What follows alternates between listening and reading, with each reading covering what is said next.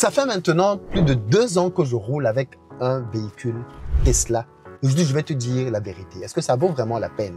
Est-ce que c'est un investissement que je regrette ou alors plutôt que je recommande? Et puis surtout, combien j'ai économisé depuis que je ne suis pas à la pompe grâce à un véhicule électrique? Je te dis tout, je te partage des chiffres dans cette vidéo de manière exclusive.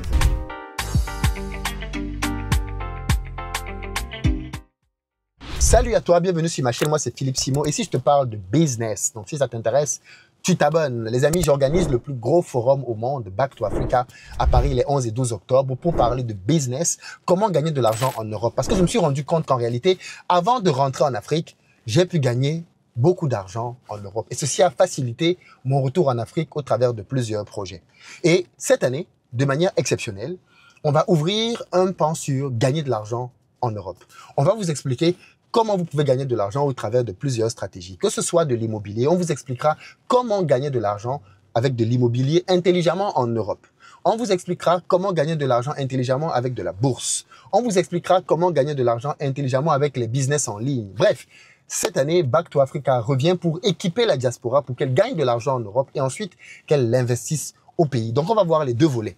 Gagner de l'argent en Europe et investir en Afrique. Donc, si tu es en Europe, si tu es en France et que tu veux augmenter tes revenus, d'abord en France, cette année, j'ai une très bonne nouvelle pour toi. Tu vas avoir des formateurs, tu vas avoir des masterclass, tu vas avoir de la connaissance, de la formation de manière inédite à Back to Africa. Donc, tu dois absolument réserver ta place tout de suite parce qu'on est en promo et qu'on lance de manière massive l'ouverture des inscriptions. À partir de maintenant, je vais parler de Back to Africa matin, midi, soir, jusqu'au 11 et 12 octobre de cette année. Vous allez entendre parler de l'événement à venir parce que c'est l'événement que vous ne devez absolument pas manquer.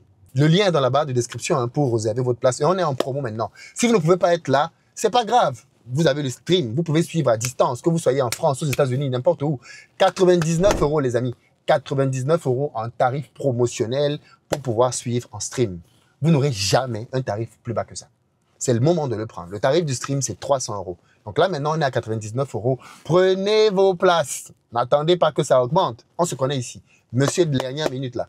Prenez vos places maintenant. Il y a même la possibilité de payer en plusieurs fois. Si pour que ce ne soit pas lourd pour votre trésorerie, prenez vos places maintenant et vous n'allez pas le regretter. Alors, comme je disais, aujourd'hui, on va parler de la Tesla. Mon expérience avec Tesla, qu'est-ce que j'en pense? Alors, je vais prendre mon téléphone parce que Tesla, c'est un véhicule qui se commande en réalité avec une application. Ok, l'application de Tesla. Ce véhicule, franchement, quasiment que du positif. Je vais vous parler du négatif à la fin. Ok, mais il n'y a quasiment que des éléments positifs dans cette voiture. Tellement d'options. J'étais au Canada récemment, j'ai fait des vidéos avec mon pote Enrique. Vous avez vu qu'on peut faire de autopilote, la voiture conduit toute seule. Je vous ai montré les options de la Tesla, donc on va pas revenir sur cette partie. Tout le monde connaît les options de la Tesla aujourd'hui. C'est un véhicule qui est juste génial. Mais la première chose qu'il faut savoir, c'est le carburant. Moi, j'ai un autre véhicule, un Range Rover. Bon, voici la carte grise, puisque dans cette communauté, il faut montrer les papiers, n'est-ce pas? Ah là là là là là là. Il faut montrer les papiers. Donc, ouais, ça me fait rigoler. Bref, donc, au moment de l'achat du véhicule, alors, c'est ce que je dis 2 ans, ça fait 3 ans en fait. Parce que la date de première immatriculation, c'est le 12 mars 2022. Donc, ça fait 3 ans. Ça fait plus de 3 ans maintenant. Effectivement, j'ai payé l'assurance 3 fois déjà. Donc, parmi les dépenses sur ce véhicule-là, première dépense, on a l'assurance, ok? Je paye à peu près 2000 € d'assurance par an, à peu près. On est sur, en réalité, 180 € quelque chose. Donc, on est autour de 150 € d'assurance mensuelle pour ce véhicule, ok? 150 € à peu près. Bien évidemment, l'assurance est calculée par rapport à ton bonus, par rapport au nombre d'années que tu conduis sans faire d'accident, ainsi de suite. Donc, tout ça joue. Et je crois que je suis à 0,5. Donc, voilà. Donc, on est sur 150 € d'assurance par mois. Mais l'assurance dépend de votre profil. Certains paieront 200, 225. Ça dépend de votre profil. Moi, j'ai plutôt un bon profil pour les assureurs. Et qui s'améliore année après année. Même si en réalité, le coût de l'inflation fait que tu ne payes pas forcément moins cher. Ça augmente même légèrement année après année. Parce que l'inflation est plus forte que les bonus que tu gagnes. Donc, premier coût, assurance, 150 €. Deuxième coup, les recharges. OK? Pour les recharges, on va aller sur l'application. Parce qu'en fait, comme j'ai dit tout à l'heure, tout se joue dans l'application de Tesla. OK? Vous avez une application. Donc, ici, vous avez l'application là. Je ne sais pas si vous la voyez. Est-ce que tu vois là? Donc là, je vous ai montré l'application. Dans l'application, vous avez un espace recharge. OK? Oh, c'est vrai que là, c'est Philippe Simo. C'est dommage parce que, bon, comme c'est un véhicule... comment tu fais là? On a dit que c'est un véhicule qui n'est pas à toi. Donc là, il y a ton nom, il y a l'application. C'est compliqué, c'est compliqué. Oh là là là là là là là là. Bon, en tout cas, tu as là-dedans l'historique. Par exemple, ma dernière recharge, elle est là. Elle a coûté 10,64 €. 10,64 €, OK? J'ai pu charger 30 kilowatts en 21 minutes, OK? 30 kilowatts. Et je me rappelle qu'on est allé jusqu'à 80% de taux de recharge. Dans l'historique, ce qui est bien, c'est que chaque fois que tu vas recharger, moi, je ne recharge que dans les superchargeurs Tesla. Chaque fois que tu vas recharger, en fait, Tesla a tes coordonnées bancaires. Donc, chaque fois que tu vas à la pompe pour recharger de l'électricité, de l'énergie électrique, c'est automatiquement prélevé sur ton compte bancaire. Donc, tu vois là. Donc, Tesla prélève directement à la source sur ton compte bancaire. Donc, moi, depuis 3 ans, les amis, parce que là, j'ai mon historique. Depuis 3 ans, en supercharge, on a dépensé moins de 2 000 €. Moins de 2 000 €. Et encore, je suis gentil. Moins de 2 000 € depuis 3 ans. En recharge. C'est extrêmement bas. Quand tu sais que, moi, je fais une recharge à moins de 30 € pour plus de 400 km. Quand tu sais que, à la pompe, avec le carburant, je recharge avec le Range Rover 130 €, je crois, hein, parce que le carburant a flambé complètement. Je recharge, je crois, 130 € pour un plein de carburant. Et avec un véhicule électrique, je suis à 30 € pour 400 km. C'est vrai que le véhicule diesel me donne pratiquement 700 km. Mais quand même, 130 €. Donc, si tu fais un ratio, si je fais 130 € pour 700 km, alors pour la moitié, 350 km, je fais 130 par 2, 65 €.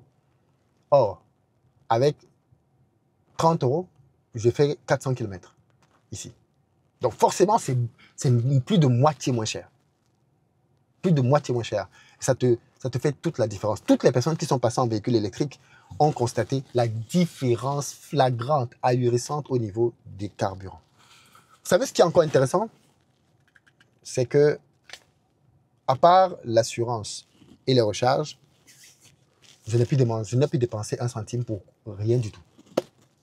Je n'ai jamais fait de vidange. Je n'ai jamais fait d'huile moteur. Je n'ai jamais fait de changement de courroie parce que tout ça n'existe pas dans les voitures électriques. Je n'ai rien fait d'autre. Rien du tout. Aucune autre dépense. Je n'ai pas cogné, je ne suis pas allé au garage. Je n'ai rien fait d'autre comme dépense pour la Tesla. Que ces deux-là. Assurance que je paye à l'année et recharge que je paye quand je vais à la borne. C'est tout. Rien d'autre. C'est la chimamelu, les amis. C'est incroyable à quel point le véhicule électrique te fait faire un gain d'économie incroyable. C'est ahurissant. Le confort de conduite est là, la qualité du cuir est là, la qualité de la sono est là. Attendez, je vais mettre un peu de musique. Je ne sais pas si vous allez bien entendre avec... parce que moi, j'aime beaucoup écouter de la musique quand je suis dans la voiture. Donc, je vais mettre un peu de musique là. Mais je ne sais pas si vous allez entendre, hein, parce que la qualité du son ici est vraiment...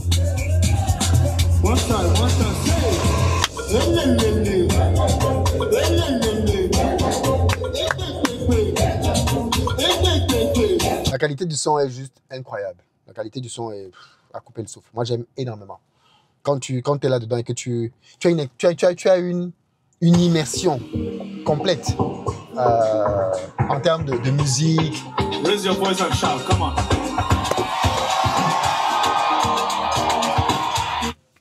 Il y a énormément de... Enfin, j'aime beaucoup l'ambiance, la musique. Enfin, c'est juste trop bien.